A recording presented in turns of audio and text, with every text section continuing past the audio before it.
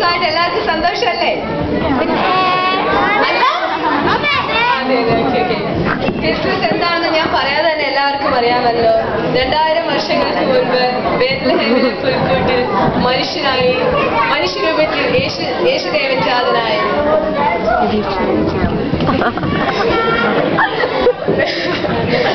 സുവിശേഷം 2-ാം അധ്യായത്തിൽ 11-12 വാക്യങ്ങളിൽ ദൂതന്മാർ ഇപ്രകാരം ഉദ്ഘോഷിക്കുന്നു: ഇതാ സമസ്ത ലോകത്തിന്റെയും വേണ്ടിയുള്ള മഹത്തായ സന്തോഷത്തിന്റെ സദ്വാർത്ത നിങ്ങളെ അറിയിക്കുന്നു. ദാവീദിന്റെ പട്ടണത്തിൽ നിങ്ങൾക്കായി ഒരു രക്ഷകൻ ഇന്ന് ജനിച്ചിരിക്കുന്നു. ഇന്നലെ ജനിച്ച രക്ഷകനെ കുറിച്ചല്ല ഞാനിവിടെ സംസാരിക്കുന്നത്, ഇനി ജനിക്കാനിരിക്കുന്ന രക്ഷകനെ കുറിച്ചുമല്ല ഞാനിവിടെ സംസാരിക്കുന്നത്.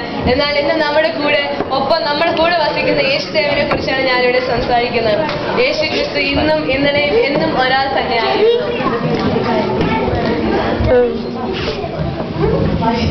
ക്രിസ്മസ് നമുക്ക് നൽകുന്ന സന്ദേശം എന്താണെന്ന് വെച്ചാൽ സ്നേഹത്തിന്റെ ഐക്യത്തിന്റെയും സന്ദേശമാണ്. നമ്മൾ പരസ്പര സ്നേഹത്തിലും വിശ്വാസത്തിലും ഐക്യത്തിലും വളരണം എന്നാണ്.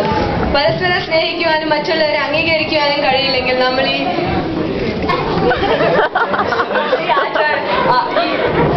ആഘോഷങ്ങളും ആചാരങ്ങളും ഒന്നും ചെയ്യുന്നത് വെറും വ്യർത്ഥമാണ്. ഉണ്ണിയേശുവിന്റെ എല്ലാ അനുഗ്രഹങ്ങളും നമുക്ക് എല്ലാവർക്കും ഉണ്ടായിരിക്കട്ടെ എന്ന് പ്രാർത്ഥിച്ചുകൊണ്ട് നിങ്ങൾക്ക് എല്ലാവർക്കും എന്റെ ക്രിസ്മസ് ആശംസകൾ.